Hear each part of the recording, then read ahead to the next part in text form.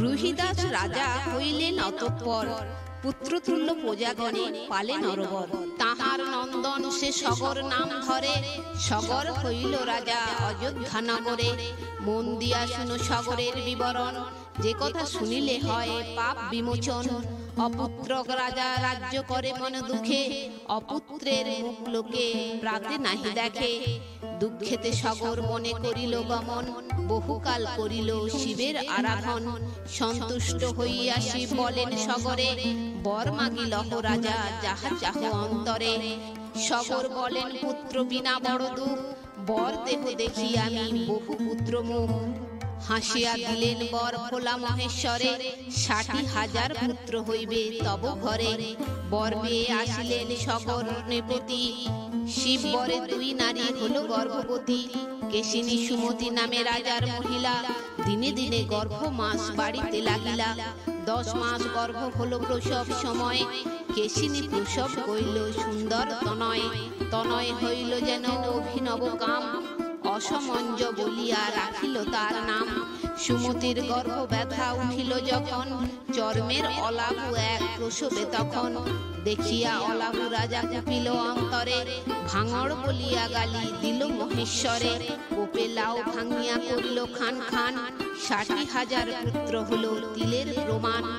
উসিমিসি করে সব দেখিতে রূপস, ৬০,০০০ আনে রাজা দুধের কলস। খাইতে খাইতে দুগ্ধ নবরূপ ধরে, ৬০,০০০ পুত্রে তবে সগর হাঁকারে। ৬০,০০০ পুত্রে সাপ দিলে মিশাই, অচিরে মরিবি তোরা না হবি চিরাই। দিনে দিনে বাড়ে সেই সগর নন্দন, ৬ মাস বয়স্ক হইল পুত্রগণ। যখন সগর রাজা হাতে মারে তুড়ি, সকলে আইসে কোলে দিয়া হামাগুড়ি। যখন হইল তারা ১২ বৎসর, সকলের বিবাহ দিলেন নরবর। ৬০,০০০ পুত্র একমাত্র নাতি, দেখিয়া সগর রাজা আনন্দিত অতি। অসমঞ্জ সবাই ভাবেন মনে মন, সংসার অসার সার সত্য নারায়ণ। অসার সংসারে কেন বদ্ধ হয়ে মরি, নিভিতে বসিয়া আমি ভজিব শ্রীহরি। ভাবিল সংসারে আমি না থাকিব আর, অনুচিত কর্ম সব করে দুরাচার।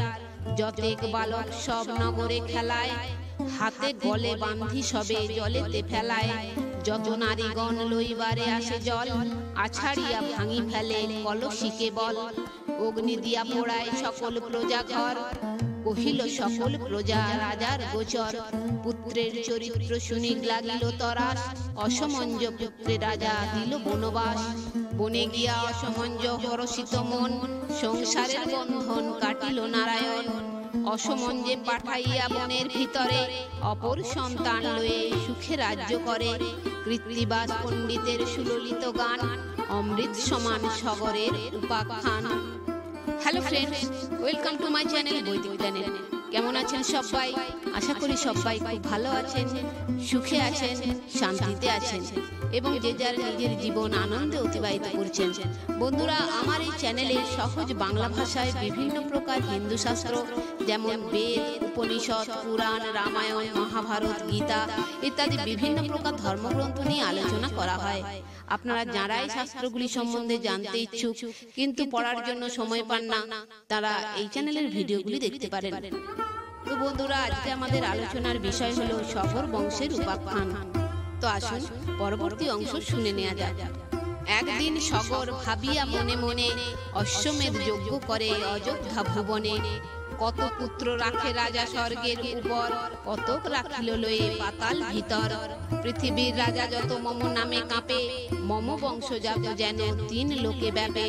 এতেক ভাবিয়া যজ্ঞ কইল আরম্ভন, তুরঙ্গ রাখিতে দিল যতেক নন্দন। বাপের সম্মুখে তারা করিল উত্তর, ঘোড়া সহ যাব ৬০,০০০ সোদর। পুত্র বাক্য শুনিয়া সগর বলে তাই, আনিতে পারিলে ঘোড়া যোগ্য হবে সায়। ইন্দ্রের সহিত মম হইল বিবাদ, সেই যজ্ঞে নানা রূপ হইবে প্রমাদ। যজ্ঞাস্য রাখিতে যায় সগর নন্দন, শুনিয়া হইল ইন্দ্র বড় ভীতমন। বলেন বাসব ব্রহ্মা কোন বুদ্ধি করি, বিরিঞ্চি বলেন তুমি ঘোড়া করো চুরি। দিনে 2 প্রহরে হইল নিশা প্রায়, ঘোড়া চুরি করি ইন্দ্র পাতালে পলয়। তপস্যা করেন মুনি কপিল যেখানে, ঘোড়া লয়ে রাখিল তাহার বিদ্যমানে। যোগেতে আছেন মুনি কেহ নাহি কাছে, ইন্দ্র ঘোড়া বান্ধিয়া গেলেন তার পাছে। চাহিয়া না পাইলেন পৃথিবী মণ্ডলে, পৃথিবী খুঁজিয়া তারা চলে রসাতলে। 60,000 ভাই কোদালি হাতে ধরে, 4 ক্রোশ এক এক কোদালি পরিসরে। ক্রোধ করি যেই ধরে কোদালির মুষ্টে, এক চোটে ভেজায় পাতালে পূর্ব পৃষ্ঠে। 4 দণ্ডে খুঁজিলেন সে 4 সাগর, সাগর খুঁজিয়া গেল পাতাল ভিতর। পূর্ব ও দক্ষিণ দিক তাহার মধ্যখানে, ঘোড়া বাঁধা দেখিল তাহার বিদ্যমানে। ডাকাডাকি করিয়া কহিল সব ভাই, ঘোড়া চড়ে দেখিতে পাইনু এক ঠাঁই। মুনির গায়েতে মারে কোদালের পাশি, ধ্যান ভঙ্গ হইয়া চাহেন মহারিষি। ক্রোধেতে নয়ন অগ্নিস্বরে রাশি রাশি, পুড়ে 60,000 হইল ভস্য রাশি। এককালে ক্ষয় হল সগর নন্দন, আদি কাণ্ড গান কৃত্তিবাস বিচক্ষণ। 1 বর্ষ না হইল যজ্ঞ অবশেষ, তুরঙ্গ লইয়া পুত্র না আইল দেশ। শ্রী অসমঞ্জের পুত্র নাম অংশুমান, পুত্রের করিতে তত্ত্ব তাহারে পাঠান। রাজ আজ্ঞা পাইয়া চড়িয়া নিজ রথে, একে একে পৃথিবীতে খুঁজে নানা পথে। যে পথে প্রবেশ করে দেখে খান খান, সেই পথ দিয়া তবে পাতালে সন্ধান। আগেতে দেখিল পূর্ব দিকের সাগর, দেখে নীল বর্ণ হস্তি পরম সুন্দর। ধরিয়াছে পৃথিবী যে দশন উপরে, প্রণাম করিয়া তারে বলিল সত্তরে। হস্তি বলে এই পথে যাও অংশুমান, ঘোড়া চোর নিকটে হইও সাবধান। পূর্ব হতে চলিলেন উত্তর সাগর, শ্বেত বর্ণ এক হস্তি দেখিল সুন্দর। অংশুমান তাহারে লাগিল শুধাইতে, এ পথে সগর পুত্রের দেখেছ ধাইতে। শুনিয়া তাহার কথা লাগিল কহিতে, পাইবে ঘোড়া যাও এই পদবীতে।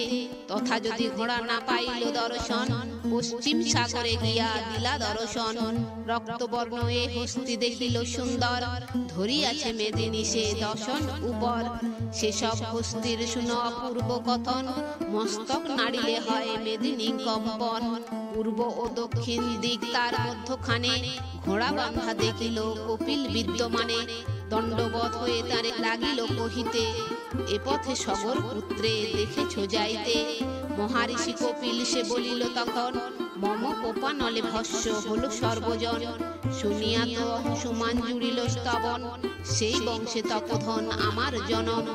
অসমঞ্জ পুত্র আমি সাগরের নাতি, তোমার মহিমা বলে কাহার শকতি। অংশুমান কহিলেন শুনো মহামতি, কেমনে হইবে মোর বংশের সদ্গতি। ব্রাহ্মণের কোপ নাহি থাকে এক তিল, প্রসন্ন হইয়া তারে কহেন কপিল। মর্তলোকে যদি বহে প্রবাহ গঙ্গার, তবে যে তোমার বংশ হইবে উদ্ধার। বিনয়েতে অংশুমান কহে তাঁর প্রতি, কোথায় জন্মিল গঙ্গা কোথায় বসতি। কোথা গেলে পাইব সে গঙ্গা দর্শন, কহ মুনি শুনি সেই গঙ্গার জনম। গঙ্গার জন্মের কথা করেন প্রকাশ, আদি কাণ্ড রচিল পণ্ডিত কৃত্তিবাস। তো বন্ধুরা আজ এই পর্যন্তই। ভিডিওটি যদি ভালো লেগে থাকে তাহলে লাইক কমেন্ট শেয়ার করে আপনার প্রিয় মানুষদেরও দেখার সুযোগ করে দেবেন, এবং এই ধরনের ভিডিও আরো দেখার জন্য চ্যানেলটি সাবস্ক্রাইব করে পাশে থাকা বেল আইকনটি প্রেস করে দেবেন পরবর্তী ভিডিওর নোটিফিকেশন পাওয়ার জন্য। সবাই ভালো থাকবেন, সুস্থ থাকবেন, আনন্দে থাকবেন।